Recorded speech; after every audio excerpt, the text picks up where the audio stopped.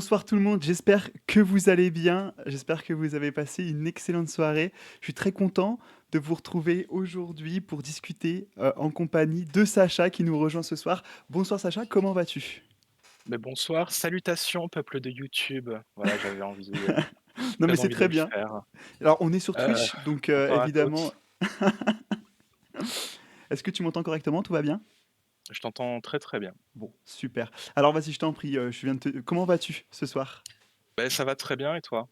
Ça va très très bien, je suis vraiment extrêmement heureux de t'accueillir du coup avec quelques minutes de retard, je m'en excuse encore, dans ce concept, dans cette émission de Good Luck Have Fun, pour discuter d'abord de ton profil, de qui tu es, puis aussi pour rentrer du coup dans le vif du sujet, ton sujet de thèse que tu viens nous partager ce soir. Est-ce que tu pourrais commencer pour toutes les personnes qui ne te connaissent pas déjà par te présenter rapidement?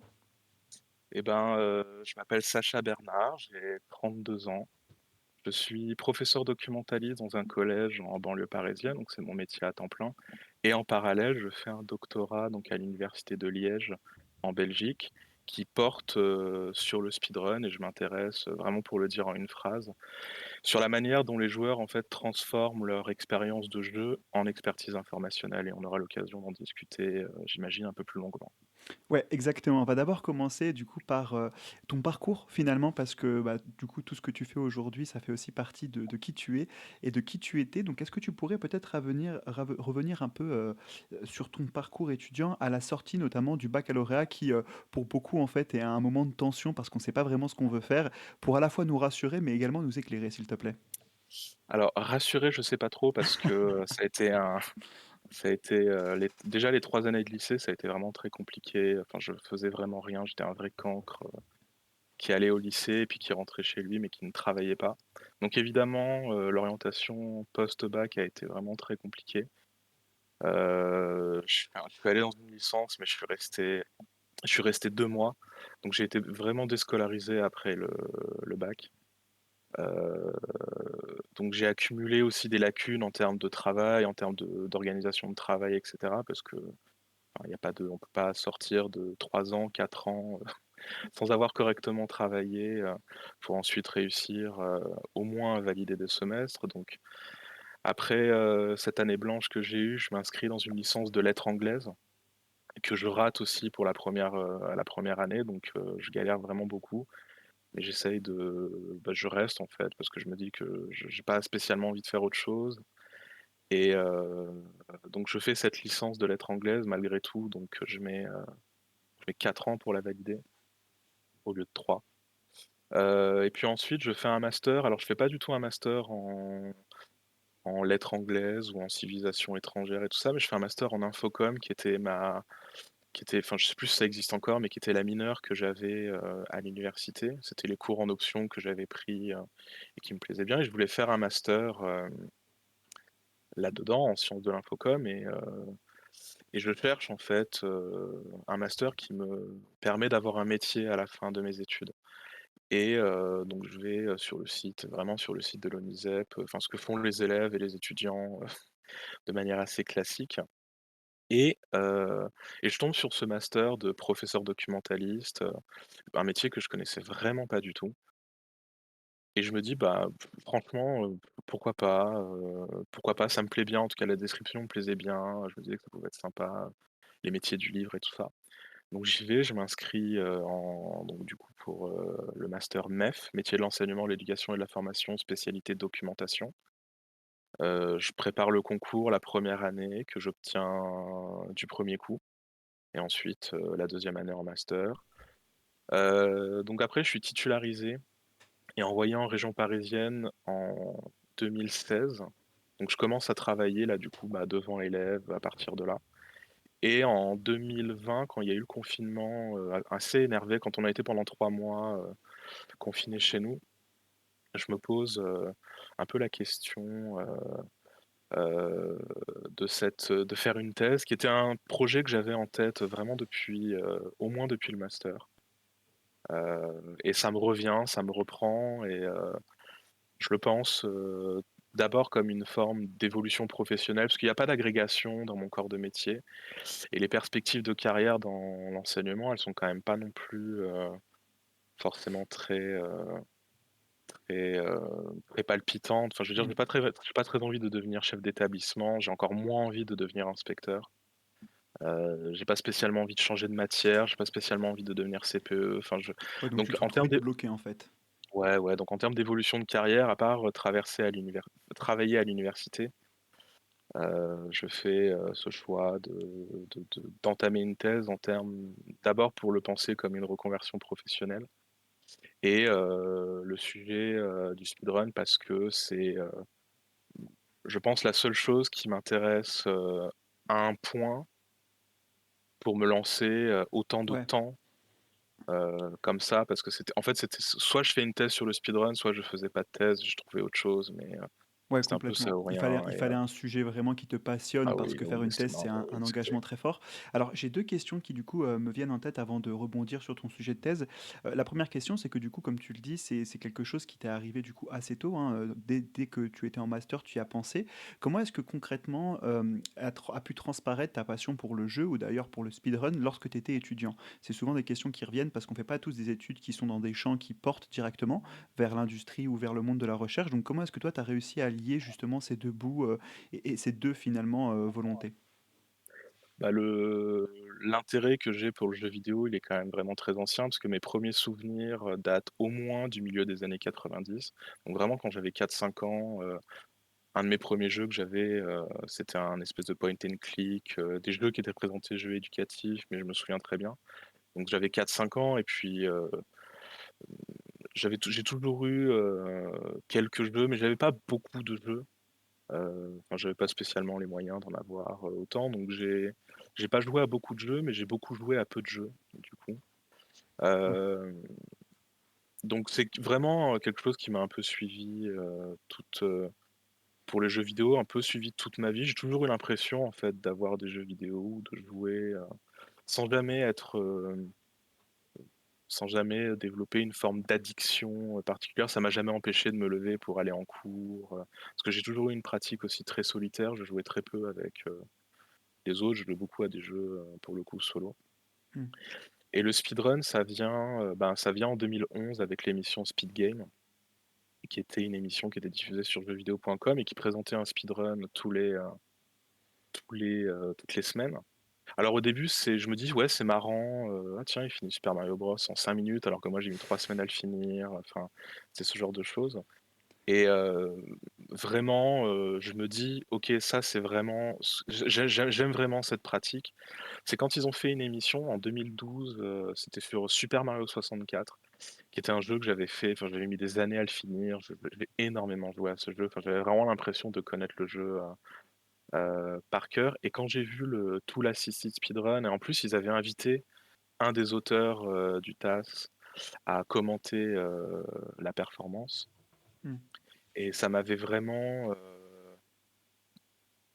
ouais, j'ai vraiment découvert un autre jeu, en fait. Je me suis dit: «Mais c'est pas possible, on n'a pas joué au même jeu» et c'est aussi à partir de ce moment-là où je commence à avoir, par rapport aux jeux vidéo, où je m'intéresse, en fait, à ce que font les autres et pas juste à mon expérience à moi et je trouvais qu'avec le speedrun, c'était vraiment on pouvait apprendre beaucoup de choses, en fait, sur les jeux qu'on aimait, très vite et depuis ça me suit vraiment depuis 10 11 ans maintenant. Mais c'est extrêmement intéressant. J'ai un milliard de questions qui me viennent en tête. Je vais juste essayer de recentrer un petit peu sur ton parcours du coup académique et ton métier en tant que documentaliste parce que c'est un métier qu'on connaît très bien. On a tous été confrontés une fois au moins dans notre expérience étudiante à un documentaliste et que finalement on connaît également très peu parce qu'en fait on ne le voit sûrement que dans des situations très particulières. Donc est-ce que tu pourrais en quelques mots nous expliquer en quoi consiste le métier de documentaliste, histoire de vraiment nous rafraîchir la mémoire à toutes et tous? C'est un métier où donc du coup on exerce, dans les établissements, dans les collèges et dans les lycées. Alors généralement dans les lycées, ils sont plusieurs, selon la taille, évidemment de l'établissement. En collège, généralement, on est tout seul, effectivement la dame du CDI, tout à fait. Hem et en gros, il y a 3 on va dire 3 grands axes, le premier c'est évidemment celui un qui est lié à la formation, tout ce qui va être l'éducation aux médias, à l'information, mais ça brasse vraiment, ça peut vraiment brasser très, très large. Ça peut aller, du fonctionnement d'un média jusqu'à l'utilisation des outils numériques, enfin ça peut vraiment être assez assez large, donc il y a tout un volet sur la formation, il y a un volet sur la gestion aussi du CDI, comment, tout ce qui est politique, d'achat, accueil des élèves, valorisation du fonds, ce genre de choses. Et après, il y a un troisième volet qui consiste, heu, à ouvrir l'établissement, alors j'aime pas ce terme, mais avec des enfin ce qu'eux ils appellent des partenaires, extérieurs. Donc tout ce qui va être les musées, les théâtres, le cinéma, la mairie, les associations et cetera. Je sais pas, par exemple, pour donner un exemple, en ce moment, il y a une grande, la question du harcèlement, est vraiment, prise à cœur, et par le ministère et par les établissements du coup. Et donc du coup, on essaye de trouver des gens, des associations, des expos, enfin ce genre de trucs qu'on pourrait amener au collège par exemple. Et donc du coup, bah, ça fait partie de mon travail de d'essayer de trouver des choses à faire. Donc après c'est un métier qui est un peu qui est enfin qui est compliqué parce que, c'est pas du tout quelque chose qui est, national en fait. On peut avoir une gestion, du CDI qui est très, différente selon les établissements, et ça peut être vraiment dans une même ville, en fait. Tout dépend des budgets qu'on met à notre disposition, des réalités de terrain et cetera. Et moi, par exemple, je suis référent numérique, donc je suis plus sur, une formation liée au numérique, comment, enfin un ordinateur, qu'est-ce que c'est? Comment, insérer une image, dans un document, centrer un texte, ce genre plutôt ce genre de choses. Quand dans un autre établissement de la même ville, ça va plutôt être un travail sur les médias, les journaux, rechercher une information, ce genre de choses. Donc ça dépend aussi après des établissements, des moyens qu'on leur met à disposition, et cetera.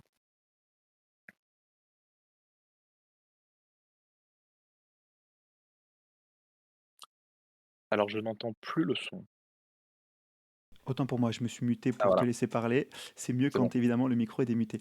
En l'occurrence, j'étais donc justement en train de te dire que j'avais fait mes recherches et que j'avais vu l'un de tes des récents, tweets, qui permettait enfin qui interrogeait plutôt la question de l'accès à la culture pour les plus jeunes, notamment savoir en fait, du coup, comment leur présenter les nouveaux médias et comment aussi les faire en sorte qu'ils puissent se réapproprier cet espace qui finalement est le leur avant tout. Et notamment la question, moi, qui m'est venue en tête, c'est celle du jeu vidéo, puisque tu parles de speedrun, tu as un profil qui est très duel. Mais est-ce que du coup, cette question-là se pose aujourd'hui dans les CDI, c'est-à-dire avoir un accès à ces nouveaux médias que sont les jeux, avoir un accès également à peut-être une culture que l'on considérerait, alors les termes sont mauvais, hein, mais une culture plus populaire contre une culture qui serait légitime. Qu'est-ce que toi tu en penses à ce titre? C'est difficile de mettre, du jeu vidéo dans l'enseignement en général. Si vraiment ça intéresse, des gens, j'invite vraiment, les gens à suivre, un doctorant qui s'appelle Romain Vincent, qui va soutenir sa thèse dans pas très longtemps et qui travaille en fait sur ces questions, jeux vidéo et enseignement. Et en fait, on note un décalage à partir du moment où on essaye de mettre une grille scolaire sur les jeux, enfin ça bloque aussi, au niveau des élèves. Et donc c'est difficile en fait, c'est un mariage qui est un peu difficile. Et du coup moi dans mon CDI, dans mon activité, quotidienne, la question se pose pas en fait. C'est pas quelque chose que j'ai mis en place. Je connais vraiment très, très peu de profs doc, qui le font aussi. Donc puis c'est aussi une question de budget. Enfin, je veux dire, à un Ouais. moment donné, heu, quand on préfère, enfin, moi, je préfère acheter du coup, ce que les élèves me demandent. Et ce qu'ils me demandent, c'est des mangas, c'est des romans, c'est des BD, ils sont pas du tout demandeurs de jeux vidéo parce qu'ils ont ça déjà chez eux, ils ont ça sur leur téléphone. Et si moi en plus, parce qu'en plus il y a ce décalage entre les jeux que moi je connais, Oui, et c'est vrai. si je commence à leur introduire ça, eux ils connaissent pas, enfin c'est pas la même culture, aussi. Donc C'est très vrai. j'ai pas envie spécialement de hiérarchiser, de dire: «Bah, ce que moi je connais, c'est mieux que ce que vous connaissez», J'ai pas non plus envie enfin je vois pas l'intérêt de mettre des jeux que eux connaissent et de rien leur faire découvrir. Mais si je leur mets des jeux qu'ils connaissent et que je leur dis: «Oui, mais regardez, avec ce jeu on peut apprendre telle chose», ils vont trouver ça très chiant. Donc ouais, je préfère, laisser ça en dehors du CDI. Alors, bah, c'est une excellente réponse, en soi puisque, bah, du coup, tu viens de répondre complètement à ma question. Mais alors, ça me permet de rebondir sur un sujet, celui qui nous amène, tous ici ce soir pour discuter ensemble. C'est notamment, bah, du coup, la question de ta thèse, la question du jeu vidéo. Donc tu nous as un peu expliqué, voilà, c'est un sujet qui t'a, que tu portes depuis un certain temps maintenant et que tu as réussi à concrétiser. Est-ce que tu pourrais rapidement, enfin rapidement ou pas d'ailleurs, nous expliquer, ton sujet, précisément de thèse sur le speedrun notamment et qu'on puisse mieux comprendre en fait, ce que ça implique et quels sont les points de tension que tu essaies de d'élucider? Bah, l'idée en fait, c'est de moi je suis parti du constat que quand je joue à un jeu et que je regarde un speedrun de ce jeu, en fait, j'apprends de ce speedrun, et ça permet d'améliorer mes connaissances sur le jeu, en fait. Je me dis: «Bon, bah, voilà, en fait, telle arme, elle est peut-être plus puissante, c'est peut-être plus pertinent, d'affronter ce boss de telle manière, parce que moi j'ai rencontré une difficulté là où le speedrunner n'en rencontre pas, et cetera». Donc j'ai fait je faisais ce constat-là que le speedrun me permettait d'apprendre des choses, sur des jeux que j'aimais beaucoup et que ça prolongeait aussi, enfin ça participait à mon plaisir Mmh. de prolonger l'expérience, de jeu. Donc à partir de là, j'ai essayé de mettre un peu ça en forme et pour reprendre un peu des termes, voilà, je me suis dit en fait, je me suis posé la question, enfin, je ne me suis pas posé la question, mais du coup, j'ai pas mal observé parce que ça fait maintenant, 10 ans que je suis vraiment, en détail, enfin, assidûment, on va dire, cette pratique. Donc je vois comment, les speedrunners, interagissent avec leur chat, je vois comment les événements, en tout cas les plus médiatisés que sont les marathons, que ce soit, les Awesome Games Done Quick ou les Summer Games Done Quick ou Interglitch en France et Speedon, qui est le plus connu en France aussi. Bah, comment ils construisent justement ce rapport avec le public, comment ils construisent leurs événements et cetera. Et en fait, la question de la transmission de connaissances, en fait, c'est-à-dire expliquer visuellement ce qui se passe, enfin expliquer oralement ce qui se passe visuellement est vraiment, au cœur de la pratique, j'ai vu un sondage, enfin pas un sondage, mais un travail, un questionnaire qui avait été envoyé à un public, de speedrunners, à des speedrunners, à des commentateurs et qui montrait que justement dans la recherche d'informations, on était beaucoup sur quelque chose qui était, de pair à pair. On a envie de demander, on reconnaît les speedrunners comme vraiment des experts de leur propre jeu, qui speedrun.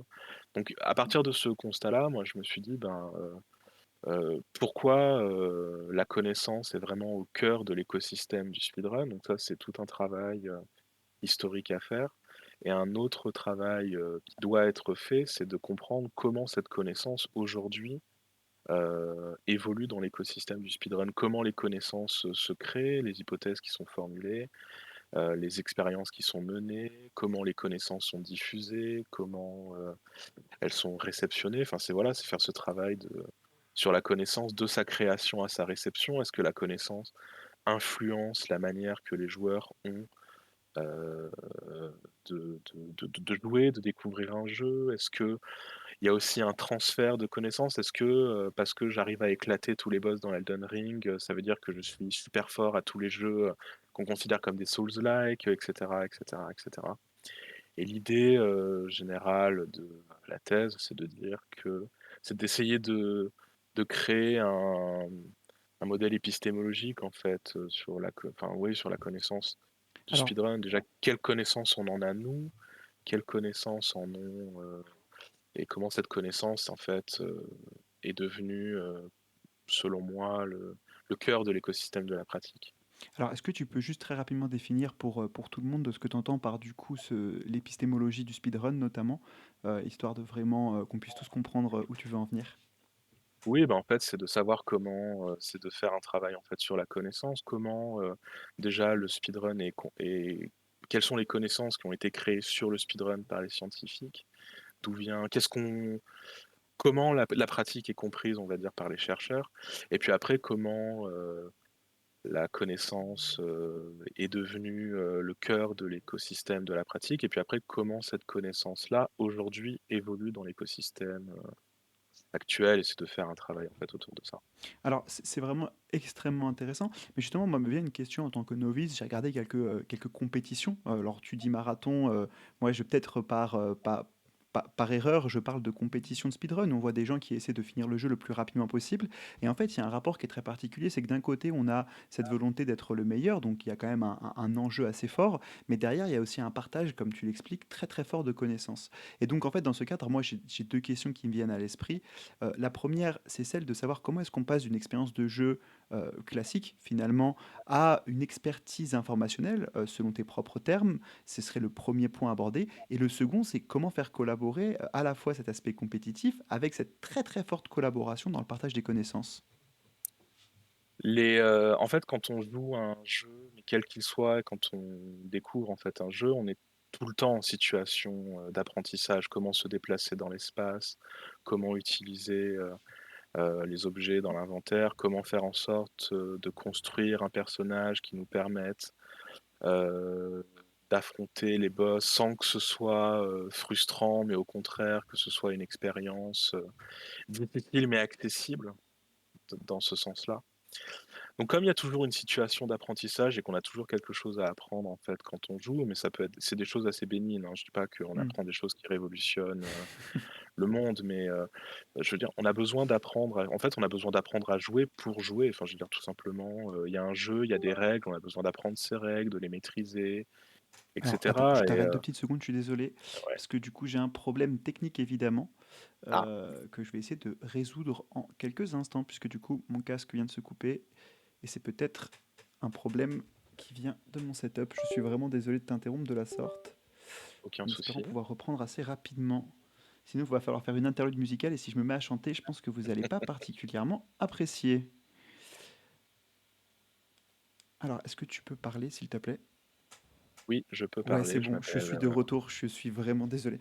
incroyable. Alors, vas-y, j'en étais du coup au premier point que tu as abordé. Du coup, en fait, on est toujours quand on joue à un jeu, et qu'on enfin, je veux dire, il y a des règles à ce jeu, on doit les apprendre, on doit les maîtriser et c'est un travail, de répétition. Enfin, tu vois? Quand tu découvres un nouveau jeu, tu dois apprendre les mécaniques, de ce jeu qui te permettent de Oui, progresser dans le jeu.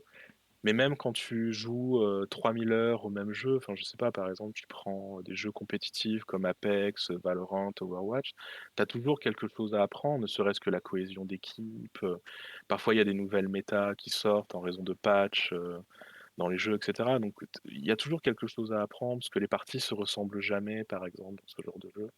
Et puis dans les jeux qui ont une fin comme la plupart des jeux, hem ouais, oui, il y a toujours une situation d'apprentissage. Donc à partir de là, quand on joue à un jeu, on devient, plus ou moins, connaisseur du jeu et puis après, l'expertise informationnelle, c'est encore un stade au-dessus, où là, c'est vraiment, en termes de, c'est vraiment quand je parle des speedrunners comme des experts, du jeu, c'est que c'est vraiment ça va encore plus loin. C'est-à-dire qu'il y a une vraie analyse en profondeur de toutes les mécaniques du jeu, de tous les, glitches du jeu, de tous les inventaires, enfin vraiment de tout ce qui permet en fait, d'aller, le plus vite possible à la fin du jeu c'est- et donc ça c'était pour répondre à la première partie de la question et après pour le rapport entre compétition et collaboration, hem, bah, c'est le de toute façon le speedrun même dans la littérature scientifique, très tôt, hein, je veux dire dès les premiers écrits, qu'on a sur la pratique, on est déjà sur quelque chose de, on parle de quelque chose de collaboratif, on parle d'une compétition en fait, mais qui est très saine en fait entre les joueurs. Il y a pas de d'animosité parce que les runners sont aussi conscients que les speedruns qu'ils vont produire ne sont jamais en fait, c'est pas une fin en soi, c'est juste une étape pour le prochain, pour le prochain record, qu'il soit, personnel ou mondial. Donc il y a tout ce travail-là et puis les speedrunners ne pourraient pas speedrunner s'il n'y avait pas justement toute cette collaboration, tout ce travail qui a été fait en amont, découverte des glitches, ceux qui travaillent sur le routing et donc la planification du speedrun et cetera et il y a une démarche qui est très scientifique, hein, d'ailleurs sur ça. C'est-à-dire on va tester le jeu, on va émettre des hypothèses, on va faire des expérimentations, on va, heu, on va créer des connaissances, on va aussi ne pas créer des connaissances, mais enfin ne pas créer enfin Ne pas créer des connaissances, c'est créer de la connaissance. Bon là après Ah ouais, alors ça c'est un autre, m'intéresse. Attends, attends, attends, débat. attends. Ça m'intéresse justement ce que tu viens de dire parce que j'étais justement en train de m'interroger par rapport à la pratique même que le speedrunner a par rapport au jeu. C'est-à-dire qu'en fait, son approche n'est plus du tout la même qu'un joueur classique. Et nécessairement, enfin, est-ce que tu aurais quelques idées à nous partager? Comment est-ce qu'on fait pour arriver sur un jeu et aller trouver tous ces glitches, bugs, pour réussir finalement à comprendre? Parce que c'est une compréhension qui dépasse le cadre même de l'expérience, si j'ai bien compris. On en viendrait presque en fait à arriver à un rapport de personnel avec le jeu et avec les développeurs qui sont derrière le jeu, parce qu'en fait, on se retrouve sur un niveau de compétence, un niveau de connaissance du jeu qui est quasi similaire avec celui de ceux qui ont créé ce jeu. Donc, est-ce que tu vas, avant de nous parler du speedrun et de tout ce qui peut s'en suivre, est-ce que tu pourrais revenir sur la pratique, en fait, comment fait-on pour s'intéresser à tous ces petits détails du jeu et comment fait-on pour créer de la connaissance justement à partir du jeu? Bah, il y a 3, enfin je dirais qu'il y a le speedrun, c'est effectivement, l'acte de, terminer un jeu le plus rapidement possible, mais Mm. c'est aussi, tout le travail en amont qui est, l'étude du jeu et donc qui passe par, tout un travail, théorique, bah, par exemple, je sais pas sur Elden Ring par exemple, enfin je veux dire, il y a une quantité, d'armes, de sortilèges, d'objets et cetera. Il a fallu faire un travail, de théorie crafting, donc c'est-à-dire étudier en fait les objets, du jeu et faire un travail sur leurs statistiques en fait, essayer de délimiter, quelles sont les plus enfin voilà, quelle est l'arme la plus puissante qu'on peut récupérer, le plus rapidement possible. Alors on sait on donc c'est tout ce travail-là, qui est fait. Il y a des tests qui sont faits, des expérimentations, et il y a quelqu'un qui trouve une route et puis il y a quelqu'un qui se dit: «Ah bah finalement, si on prend cette route-là, on va peut-être perdre du temps, au début, mais on va le rattraper à la fin, donc on va peut-être, plutôt, chercher par là». Après, il y a, tout le travail que font les glitch hunters, qui sont vraiment des gens, qui dédient, c'est même pas des speedrunners, c'est vraiment des gens qui dédient leur pratique, à essayer de trouver des glitches, qui essaient de comprendre le jeu, qui essayent de tester justement ces limites du jeu, qui voient que, le mur en fait on peut peut-être passer au-dessus, enfin on peut peut-être passer à travers, alors on va essayer de plein de combinaisons possibles, on va tenter, et puis il y a des glitches aussi qui se retrouvent un peu dans tous les jeux, genre la duplication d'objets par exemple, c'est quelque chose qu'on retrouve un peu partout, donc on essaye de trouver, des méthodes, on essaye de d'appuyer sur les mêmes, boutons en même temps pour voir, ce que ça peut faire et cetera, et puis une fois du coup que la connaissance est créée, Mm. il faut absolument, ce qu'on va faire, on va l'encoder en fait, on va essayer de la mettre sur un support de diffusion, généralement ça va être une vidéo. On va ensuite la diffuser pour, justement dire: «Bah, voilà écoutez j'ai trouvé ça comme glitch, bah, voilà en fait, on le fait comme ça et comme ça et puis ça permet de faire ça. Voilà, peut-être que vous pouvez en faire quelque chose, peut-être que vous pouvez en rien en faire, mais voilà, essayez de faire des trucs avec et puis ça peut être marrant et puis, sinon, bah, ça sera pas utile pour le speedrun, mais au moins on aura appris quelque chose». Et puis après une fois que, il y a cette diffusion-là, là où c'est justement ce que les speedrunners ont en plus, c'est qu'il va falloir qu'ils reproduisent, ces techniques, ces stratégies, ces techniques et cetera, s'ils veulent speedrunner. Et donc là, ils vont plus être sur un savoir-faire et aussi, bah, qui s'accompagne d'un savoir-être, hein. Je veux dire, c'est de la patience, c'est de la répétition, Mm. c'est de l'abnégation et cetera. Je veux bien te croire. Et du coup, c'est pour ça que j'aime aussi voir les speedruns comme une forme de restitution d'un savoir, d'un savoir-faire et d'un savoir-être qui a été acquis par les runners. Et alors, en fait, c'est extraordinaire comme pratique parce que c'est pas du tout une pratique solitaire. De ce que tu dis et de ce que je comprends, en fait, c'est une pratique qui se construit en réseau parce que c'est le travail. En fait, une run, même si elle est réalisée par une personne, du coup, lors d'un marathon, c'est une run qui va être, qui va s'inspirer peut-être d'autres runs, mais qui va s'inspirer du travail peut-être de centaines, voire plus de personnes. Donc, il y a vraiment un esprit de communauté très fort autour de cette pratique-là qui dépasse en fait le simple cadre de la compétition, du moment final. Et en fait, c'est peut-être de là que vient cet aspect collaboratif très fort. Ah oui, oui, bah, de toute façon, si ne serait-ce que si aujourd'hui, quelqu'un souhaiterait se lancer dans le speedrun, je sais pas, de Super Mario 64, par exemple.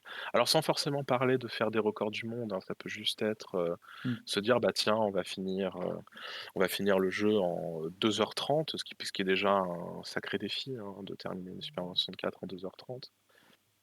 Évidemment que la personne, qui souhaite faire ça va bénéficier enfin de le jeu à 30 ans, donc de 30 ans, de 25 ans, de travail qui a été fait en amont et forcément s'inspirer, parce qu'en fait, la démarche qu'on peut avoir, c'est-à-dire qu'on se fixe un objectif, on atteint un espèce de plafond de verre, on n'arrive pas à aller, au-dessus et on se dit: «Ben, bon, ben, j'ai envie quand même d'aller au-dessus, donc je vais voir ceux qui font beaucoup mieux que moi et je vais voir là où je peux améliorer, ce que je peux faire». Donc, c'est un travail qui s'inspire, de ça et ça se voit aussi dans le alors je vais citer le travail de ma directrice de thèse, de Fanny Barnabé, qui avait très bien, décrit ça justement, cette espèce de dilution de la figure d'auteur chez les speedrunners. C'est très, c'est d'abord le jeu qui est mis en avant, la catégorie, le temps et en fait ensuite vient le runner en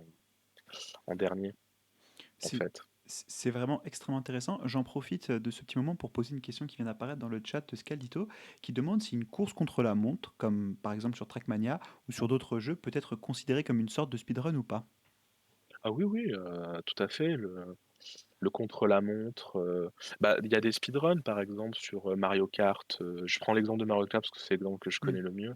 Sur Mario Kart 8, Deluxe, là, l'édition qui est sur Switch, bah, tout simplement, de faire, alors bientôt les 96 tours, d'affilée et puis d'additionner le meilleur temps et puis, ben, ça oui, ça fait un speedrun. De toute façon, un speedrun alors j'ai peut-être pas parlé de la définition, mais j'ai vu qu'elle avait été mise dans le chat Oui, c'est pour ça que je t'ai pas rebondi, grâce à Anna. par Anna, merci à toi. Mais on peut rebondir à part un speedrun pour moi, c'est vraiment se fixer un objectif, heu, y ajouter la temporalité qu'on souhaite y ajouter parce qu'évidemment que le speedrun enfin j'aime pas trop ce truc de finir le plus rapidement possible, mais par rapport à quoi? C'est déjà par rapport à soi, c'est déjà se fixer un objectif, voir si on est satisfait de cet objectif et on peut être très satisfait d'un objectif et ça peut être, un objectif évidemment personnel ou, un record du monde. Mais oui, un contre-la-montre, faire du contre-la-montre, sur Trackmania, sur Mario Kart, c'est tout à fait une forme de speedrun, oui, bien sûr. Est-ce que du coup... C'est un objectif de finir le plus rapidement possible, Mm. un tour. Parce qu'en fait, je pense que ce qui est induit en erreur, c'est l'idée, de terminer un jeu le plus rapidement possible, mais le speedrun, c'est pas forcément terminer un jeu le plus rapidement possible, c'est aussi accomplir un objectif et on a des speedruns où, les objectifs, c'est de finir des niveaux le plus rapidement possible, donc c'est pour ça que ce soit enfin n'importe quel jeu de course s'inscrit parfaitement dans cette démarche-là. Et arrête-moi si je me trompe, mais c'est une pratique qui existe de plus en plus, même pour les jeux compétitifs. C'est-à-dire que des joueurs qui sont arrivés à un niveau très avancé par rapport à d'autres personnes vont reprendre le niveau le plus bas. Donc souvent, par exemple, sur League of Legends, ils vont repartir du niveau bronze et ils vont essayer de monter jusqu'à un objectif qui se sont fixés, donc Challenger ou plus haut, qui sont des niveaux extrêmement compliqués à atteindre, en un temps limite, en fait. Et donc, du coup, c'est aussi, j'imagine, une forme finalement de speedrun qui s'applique à un jeu compétitif qui pour autant au départ, n'aurait pas du tout été le support de ce genre de pratique. Oui, bah, tout à fait. De toute façon, les jeux de course se prêtent Mm. tout à fait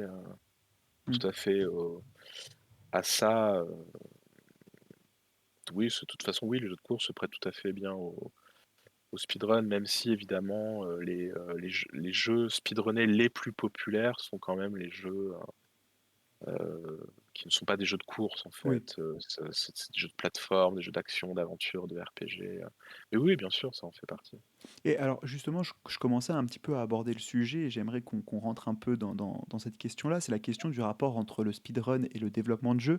Parce que justement, il y a un peu un côté, il y a un peu un côté, alors j'ai pas le mot précis pour le dire, mais en fait, le speedrunner atteint un tel niveau de compétence et de connaissance qu'il se met en fait sur la même position que le développeur. Or, on le sait bien, le jeu d'un développeur, souvent, c'est la chasse gardée de ce même éditeur, souvent. Et donc, est-ce qu'il n'y a pas un peu un conflit ou du moins une conflictualité qui s'instaure parce qu'on se retrouve à un niveau où les deux les 2 parties en fait ont une compétence telle que le jeu à qui le jeu appartient finalement aujourd'hui? C'est une vraie question qui découle de tout ça.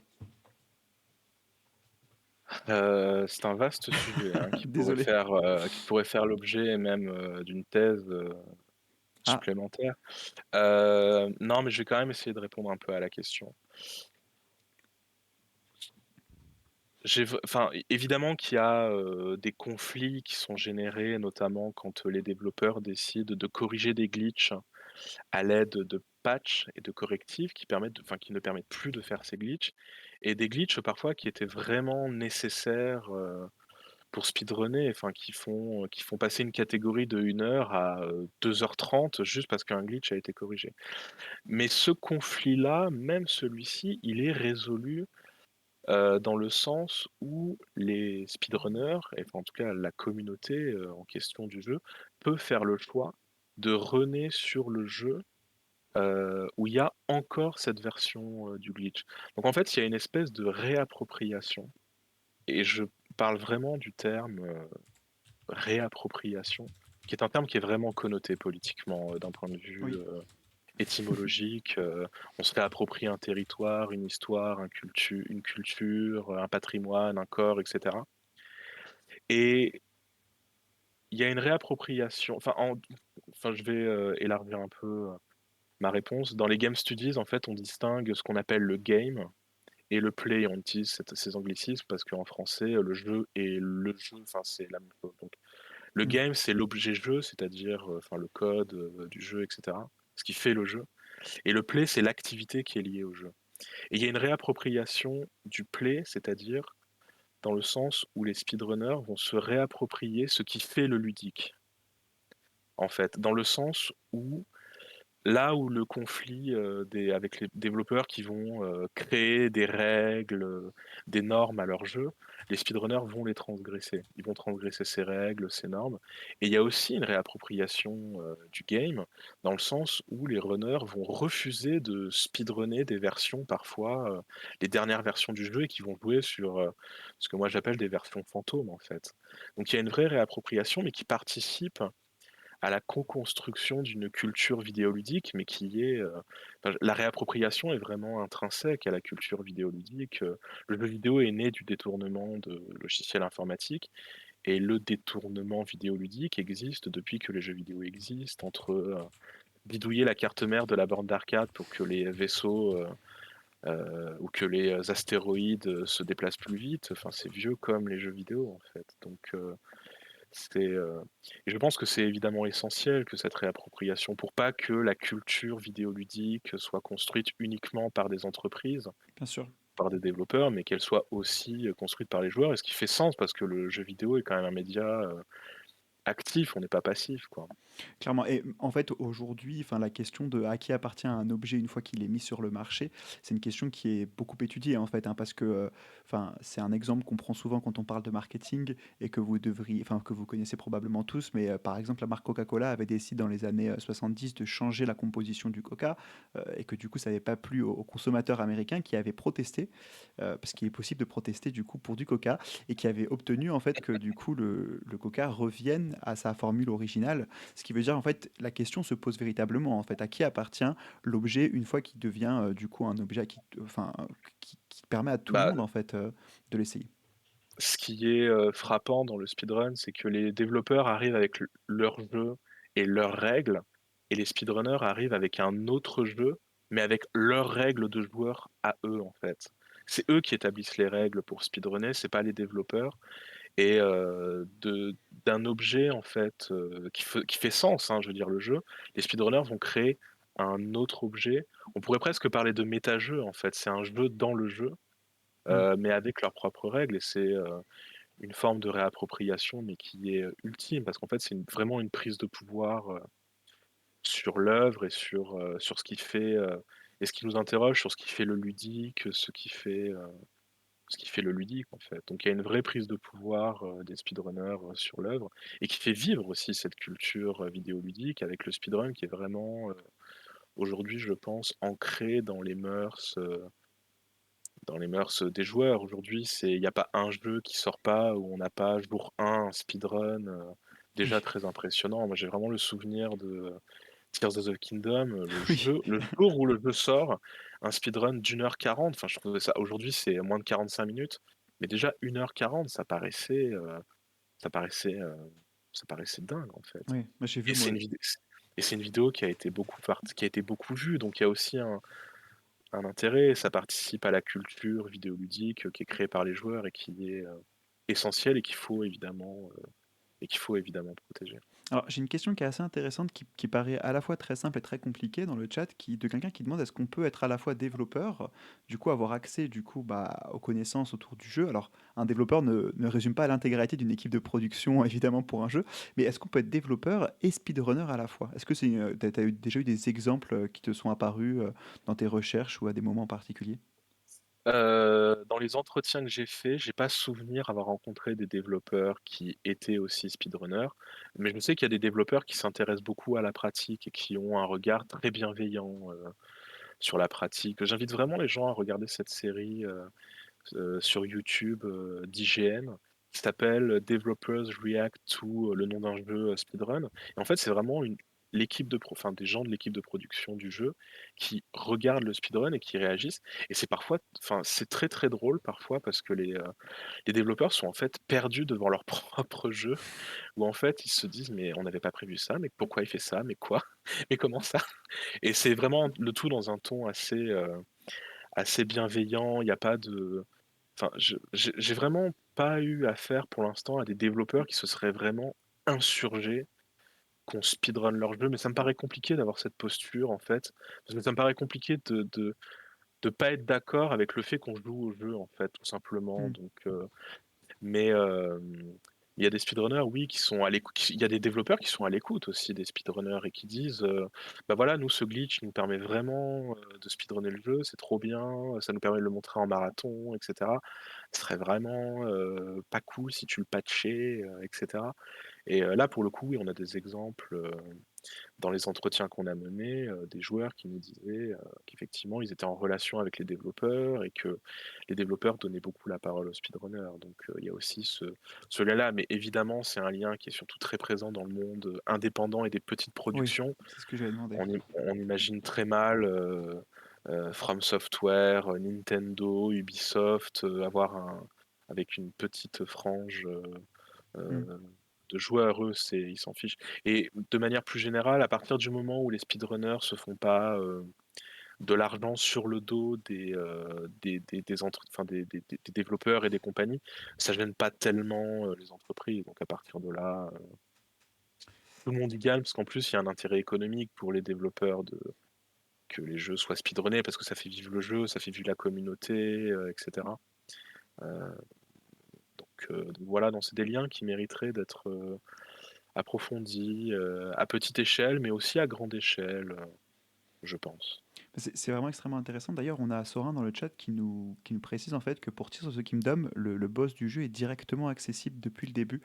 Ce qui explique aussi peut-être pourquoi, du coup, il y a des personnes qui ont pu se saisir de cet objet directement pour en faire un speedrun aussi impressionnant. Parce que c'est vrai que, bon, pour y avoir passé plusieurs heures, être très très très loin de la fin, je me rends compte de la prouesse que c'est. J'avais également vu une excellente vidéo avec glitch d'une personne qui finit Elden Ring, je crois, en moins de 15 minutes, si je dis pas de bêtises. Ah Euh, mais ça va, c'est même, le jeu peut être terminé en moins de 5 minutes, hein, c'est c'est vraiment, vrai, c'est ouais. impressionnant. Et Il y a un petit... Ouais. Non, vas-y, je t'en prie, je t'en prie. Non, non, juste il y a un Tool Assisted Speedrun, sur le jeu.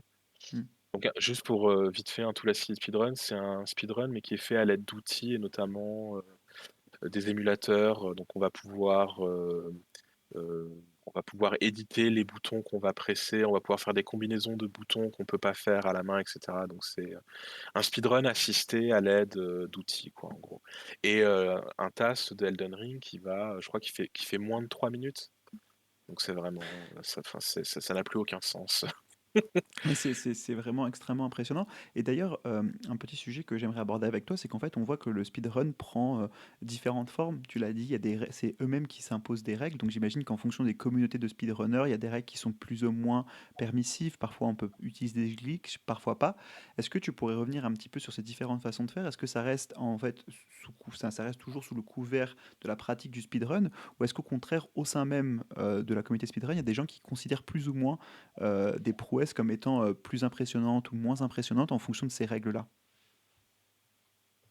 Bah, ce qu'on considère impressionnant, va forcément évoluer avec, le temps. Enfin, je reprends l'exemple de Super Mario 64, mais il fut un temps où terminer le jeu sans mourir était impressionnant. Hmm. Et puis on a considéré qu'après, terminer le jeu en 2 heures était impressionnant parce que ça en fait, comme il y a 120 étoiles, 120 minutes, c'était 1 minute par étoile. Et puis on s'est dit: «Mais, on pourra jamais faire mieux, en fait». Et puis en fait, si, parce qu'on peut terminer le jeu en 1 h 50. Ça fait moins d'1 minute par étoile, donc c'est impressionnant, et cetera. Et en fait, ce qu'on considère être impressionnant, évolue avec le temps. Aujourd'hui, quelqu'un qui proposerait une run, sur Super Mario 64 sans mourir et en 120 minutes, il serait vraiment, ce serait un joueur, moyen en fait, speedrunner, alors il y a 15 ans, il aurait été au top en fait.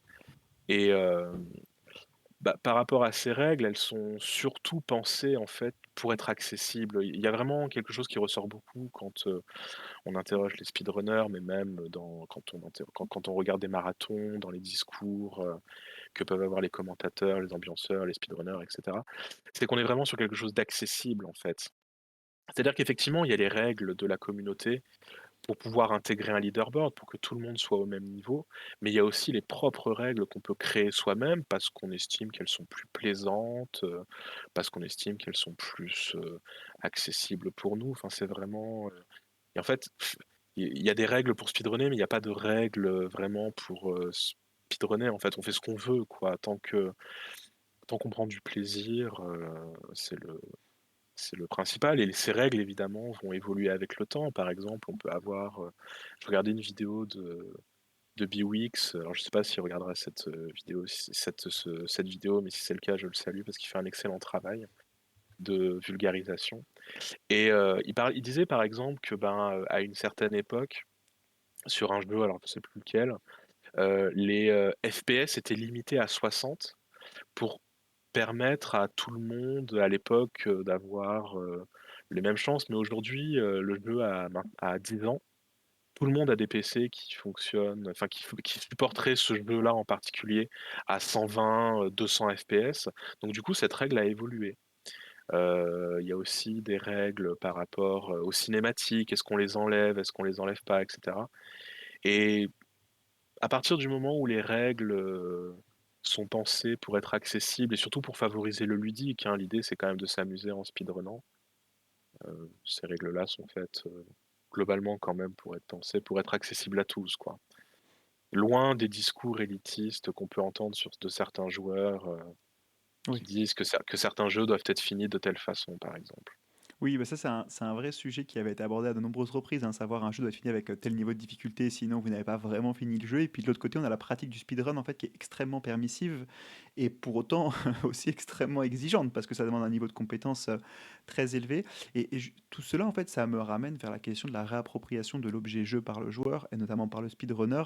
Et en fait, du coup, comment est-ce que ça se passe quand on est un speedrunner et qu'on découvre un jeu? Par exemple, Sorin dans le chat nous parle de speedrun sur des jeux comme Zelda Ocarina of Time qui, depuis 1998, voit quasiment tous les ans de nouvelles règles, de nouveaux changements. Comment est-ce que se passe cette appropriation du jeu, à la fois d'un point de vue éditeur? Est-ce qu'il y a des conflits? Est-ce qu'il y a des difficultés aussi de l'éditeur d'accepter que le jeu ne l'appartienne plus complètement? Mais également du côté speedrunner, est-ce qu'il y a une volonté de faire perdurer comme ça ces jeux d'exception pour justement avoir toujours cet objet speedrun? Bah, comme je le disais, un peu plus tôt dans l'entretien, un speedrun en fait n'est jamais une fin en soi, c'est toujours une étape vers le record, supplémentaire. Et dans le cas Oui. d'Ocarina of Time, effectivement, on se disait, quand Narcissa Wright, elle avait fait, le 18-10, le très célèbre 18, le temps qu'elle a fait, donc le 18 minutes 10, sur Ocarina of Time, on s'est dit: «Mais ça y est, c'est pas possi c'est fini, elle a dead ça, quoi». Et en fait, on a trouvé de nouvelles choses encore et encore et encore. Il y a de nouvelles, strates qui sont découvertes, de nouveaux glitches qui sont découverts, de nouvelles façons, de jouer qui doit être en tout cas, enfin moi je vois ça de loin parce que je suis pas membre de la communauté de Speedrun Zelda, mais je le vois qu'il y a un vrai enthousiasme en fait, il y a une vraie ferveur et puis il y a tellement de gens, donc il y a aussi, cette intelligence collective qui est vraiment, très forte et plus il y a de joueurs qui vont participer. Un exemple qui est beaucoup plus récent, qui est sur Super Mario 64, on a trouvé un moyen, d'accéder en fait, dans le niveau 15, donc le niveau arc-en-ciel, il y a, un château, qui flotte et on pouvait pas accéder, au sommet de ce château sans utiliser, le tapis. Et ben, tout récemment, ils ont trouvé une stratégie, enfin, pour pouvoir le faire, à la manette et de manière, récurrente. Donc il y a aussi, je pense quand on est dans cette communauté de speedrun, quelque chose de très stimulant parce qu'on se dit: «Mais il y a toujours en fait, quelque chose à trouver, à fouiller». Parfois c'est des choses qui sont bénignes, mais parfois c'est des choses qui comme là, sont vraiment spectaculaires. Après, ça engendre quand même un problème, je trouve, d'inégalité parce que les communautés sont pas toutes les mêmes. Mmh. Elles ont pas toutes la même taille, elles ont pas toutes la même ferveur, elles ont pas toutes, enfin les jeux bénéficient pas tous du même traitement. Donc effectivement, des jeux comme Ocarina of Time et Super Mario 64 qui sont, archi connus, intemporels, on peut être sûr que ce sont des jeux qui seront speedrunnés, encore pendant très longtemps, qu'on va très souvent voir en marathon, généralement en fin de marathon, donc vraiment dans les moments où on sait que ça va générer de l'audience et cetera. Alors qu'il y a des jeux qui sont un peu, ben, qui tombent un peu en désuétude parce qu'il y a plus personne qui s'y intéresse, parce qu'on a considéré que ça valait plus le coup de speedrunner, et cetera. Donc malheureusement, il y a pas le même traitement, pour les jeux et il y a une espèce de d'inégalité, dans la création de connaissances, Mmh.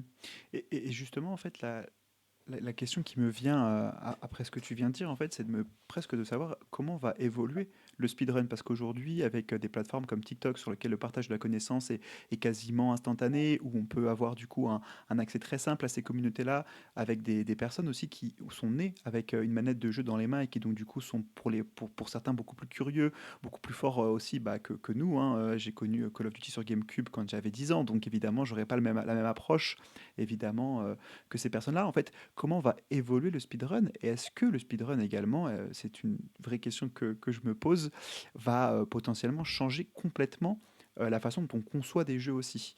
Parce que en fait aujourd'hui la pratique est peut-être un peu trop niche, mais est-ce qu'elle va pas tendre à se développer et avec toutes ces itérations qu'on peut voir comme Roblox, Fortnite qui permettent aux joueurs de créer leurs propres expériences de jeu, est-ce que finalement il n'y a pas une réappropriation par les éditeurs de la pratique du speedrun? heu, C'est une question très ouverte, hein. ah oui, oui, bah, je tout à fait. Heu, après donc là, c'est vraiment je quitte un peu le Mm. chercheur et je là, c'est mon Oui, avis un oui, peu bien personnel, sûr, bien que sûr. je donne. Je ne pense pas que ce soit, bénéfique pour les développeurs, par exemple, de penser leur jeu uniquement à travers le prisme du speedrun. Parce qu'en fait, ça voudrait dire qu'ils ont pensé le jeu pour le speedrun, donc il y aurait plus ce côté, de réappropriation qui est vraiment Mm. nécessaire à la pratique, donc bon, ça, c'est déjà la première chose et après comment le speedrun va évoluer, c'est on note quand même, le fait que le speedrun évolue pas tant que ça, en fait. En termes de représentation, par exemple, avec les marathons, notamment, c'est des choses qui existent, mais depuis 15 ans et il y a que ça, en fait, qui existe et il y a une vraie hostilité, il y a une vraie forme de conservatisme, dans la forme, que prend le speedrun, qui moi me gêne pas, hein, pour le coup, Mhm. là je parle en tant qu'amateur de la pratique, je suis très, je peux être très attaché, à ça parce que, parce que la libre circulation, des connaissances qui est vraiment le socle du truc, il faut que ce soit préservé à tout prix parce que c'est comme ça que la pratique, que la pratique, heu, que la pratique fonctionne. Donc comment va évoluer le speedrun? C'est vraiment très difficile, comment va évoluer les pratiques des joueurs, là, c'est compliqué mais effectivement, alors moi j'aurais pas pris l'exemple de Roblox ou de Fortnite, mais j'aurais pris l'exemple de Super Mario Maker. Où en fait, Nintendo a quand même dû s'apercevoir que leur jeu, il y avait beaucoup de ROM hacking sur leur jeu et ils se sont dit qu'on va pouvoir capitaliser dessus et en faire un jeu, et le vendre, en fait. C'est ce que je souhaite pas pour le speedrun. Je veux pas que les développeurs, s'emparent du truc, capitalisent là-dessus et vendent leur truc, sous l'identité du speedrun. Mais ça, après, c'est un avis qui est personnel, Mais évidemment. Mais mais c'est c'est difficile de prévoir comment la pratique va évoluer mm, mm. parce qu'il y a quand même une forme de conservatisme, qui est pas, enfin, je ne dis pas de manière négative, hein, mais heu, sur la pratique qui ressemble, ben, voilà, je pense qu'évidemment, il y a eu le streaming qui a apporté beaucoup de choses, pour le speedrun. Il y a eu Discord aussi qui a changé beaucoup de choses et depuis, ben, dans la représentation, dans la spectacularisation du speedrun, bah, c'est la même chose. C'est juste qu'il y a plus de moyens, d'année en année, mais Mmh. c'est tout, quoi. Mais après, ce qui est intéressant, avant de te poser la superbe question d'Anna dans le chat, ce qui est intéressant également, c'est qu'en fait, peut-être que l'aspect même de la réappropriation du jeu par le joueur fait partie de la définition du speedrun aujourd'hui. Tu sais, au départ, tu dis, tu avais une définition qui était très large pour justement éviter d'exclure des personnes qui n'auraient pas l'objectif de finir le jeu avec tel niveau de difficulté, etc. Et tu me présentais la pratique du speedrun comme une pratique très inclusive. Peut-être que justement, l'un des points bloquants, c'est que le speedrun doit nécessairement se faire sans pour autant reposer sur des jeux qui seraient déjà prévus pour la pratique. C'est-à-dire que speedrunner un jeu qui serait fait pour ça, est-ce que c'est vraiment faire un speedrun? C'est ça, en fait, c'est ça. C'est mieux dit. Je sais pas, je suis pas en train du tout de... Non, non, Je reprends mais tes mots c'est et tes connaissances et ce que tu viens de partager, hein, pour le coup. Donc, non, non, mais enfin, c'est ce principe-là, en fait. Je veux dire, quand on parle de réappropriation, c'est qu'à un moment donné, on nous propose quelque chose qu'on doit transgresser, mais si on nous offre un jeu qui est pensé pour le speedrun, enfin, où est la transgression? Où est, enfin, où est la transgression? Où est la réappropriation? Est-ce qu'on est vraiment, enfin, tu vois? Donc c'est une vraie question, en tout cas, qu'il faut se poser et puis que voilà, mais c'est vrai qu'aujourd'hui, c'est diffi parce qu'en plus, enfin, pour l'instant, moi, j'ai pas vu de développeur qui a pensé son jeu uniquement pour le speedrun. Enfin, c'est hmm. d'abord, penser le jeu pour plaire au plus grand nombre, en fait. Enfin, je veux dire, c'est aussi des considérations financières, il y a quand même plus de joueurs que de speedrunners, donc à partir de là, c'est Oui. plus simple de capitaliser là-dessus, quoi. En tout cas, ce qui est sûr, c'est que les éditeurs s'intéressent beaucoup aux questions des audiences, et j'en sais quelque chose, du coup, puisque c'est mon métier. Mais oui, bien sûr, l'audience speedrun, c'est une audience très niche, en fait. Donc, c'est une communauté qui, même si elle est très exposée, parce que les pratiques sont parfois extrêmement impressionnantes, ne reste pas quelque chose que l'on peut adresser en tant qu'éditeur ou que l'on aimerait adresser. D'autant plus que le côté transgression que tu mentionnes est vraiment extrêmement intéressant, parce qu'en fait, finalement, la pratique se conçoit de par la transgression, en fait. Et je pense que ça, c'est un mot-clé extrêmement important à retenir de cette discussion.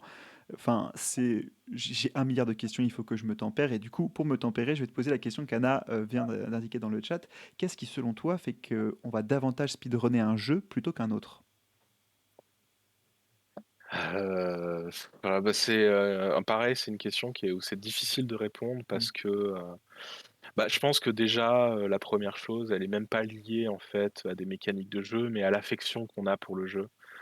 Heu, Dans les entretiens que moi j'ai pu mener, les joueurs parlent beaucoup de l'affection qu'ils ont pour le jeu. Ils speedrun des jeux qu'ils aiment, en fait, profondément, qu'ils vont, aimer. Ça peut être, il peut y avoir un côté un peu cathartique à speedrunner un jeu, c'est-à-dire qu'on s'est fait éclater par le jeu quand on était plus jeune et on revient, 10-15-20 ans en arrière et on dit: «Ah bah, ah tu m ah d ah bah, alors attends, tu vas voir. Tu vas voir ce que je vais te mettre et maintenant c'est moi qui joue et c'est moi qui joue avec toi, c'est pas toi qui joues avec moi».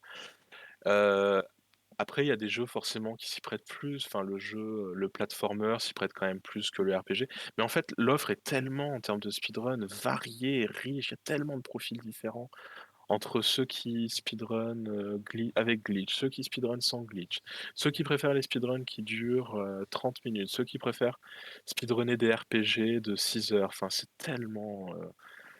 Je pense qu'en fait, c'est même plus une considération sur des mécaniques de jeu, mais vraiment juste sur l'affection qu'on a pour le jeu. Mm. Sur du coup, on a envie d'étudier ce jeu, d'en savoir sur ce enfin d'apprendre sur ce jeu, et cetera. Donc c'est,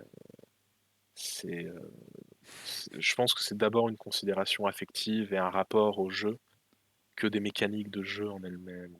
Mais c'est très intéressant. Parce que Du coup, tu réponds à la question de Quarkit qui... Alors, je sais jamais si c'est une question qui est sérieuse ou pas. En tout cas, vu sa forme, ça me rappelle ça me rappelle un mème, mais je me trompe peut-être.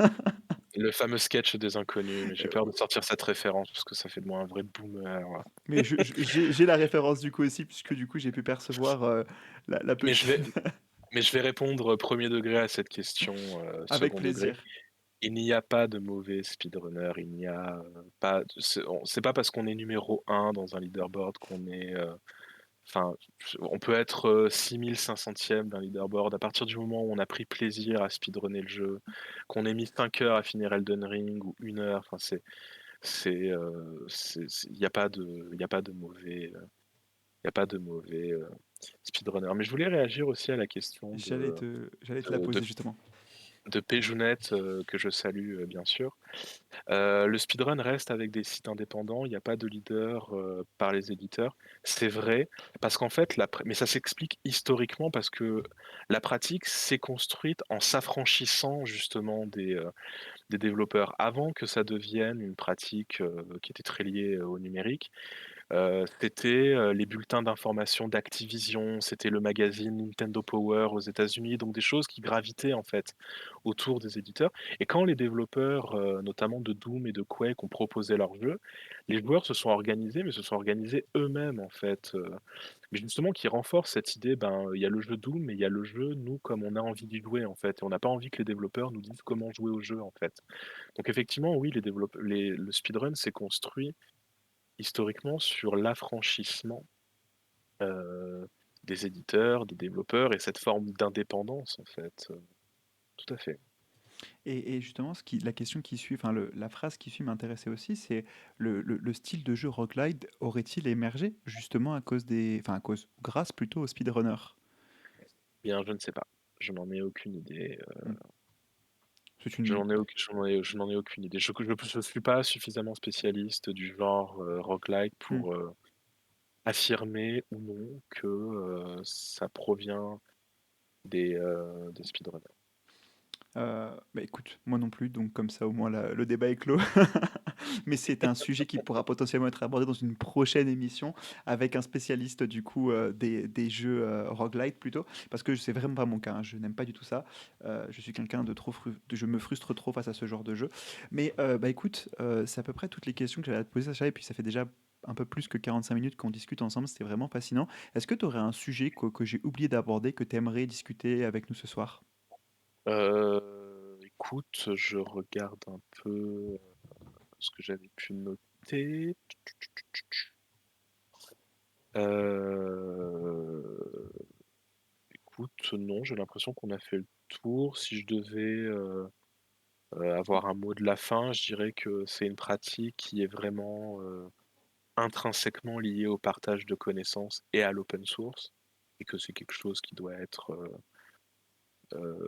que les gens on doit en avoir conscience si on veut se lancer, en tout cas dans la pratique, c'est qu'on a accès à des ressources qui ont été, créées, par d'autres et que du coup, ben, on va être amené à créer des ressources qu'on va devoir partager, avec d'autres et il y a des choses, mais vraiment extraordinaires. Même si vous souhaitez pas faire du speedrun, enfin qui des guides pour speedrunner Final Fantasy VI, Final Fantasy VII et cetera, qui sont des, monuments de connaissances absolument, absolument fantastiques et qui rendent cette pratique évidemment, incroyable et qui participent à, prolonger l'expérience autour d'un jeu qu'on a beaucoup aimé, quoi. C'est Voilà. une pratique transgressive finalement qui permet en fait de se réapproprier l'objet jeu et d'en faire en fait une aventure que l'on va définir par nos propres règles et quasiment en fait perpétuelle parce que comme tu l'as dit, on peut toujours trouver de nouvelles façons de speedrunner un jeu et c'est ça qui est absolument fascinant. C'est ça, il y a une capacité d'adaptation chez les speedrunners, et tout ça, avec un prisme ludique, en fait. L'idée, c'est de s'amuser, en fait, c'est de jouer à speedrunner. Il y a speedrunner un jeu, mais c'est d'abord jouer à speedrunner un jeu. Et bah en tout cas, merci beaucoup Sacha pour ta présence ce soir dans l'émission. Merci à toutes les personnes Avec également plaisir. qui ont interagi dans le chat. C'était vraiment très cool et je sors avec plus de questions que je n'en avais avant d'arriver dans cette émission parce que je suis vraiment intéressé par cette pratique de speedrun. Donc je vais aller me renseigner après. Merci beaucoup à toutes les personnes qui sont présentes, celles qui m'ont suivi également. Ça fait toujours plaisir de pouvoir avoir le soutien de tout le monde pour continuer ce concept qui est Good Luck Have Fun. Et puis sur ce, je vous souhaite à tous et à toutes une excellente soirée et on se retrouve, j'en doute pas, très vite pour discuter speedrun et autres sujets sur Good Luck Have Fun. Merci beaucoup Sacha, bonne soirée. Merci, bonne soirée à tous. Ciao. Ciao ciao, au revoir.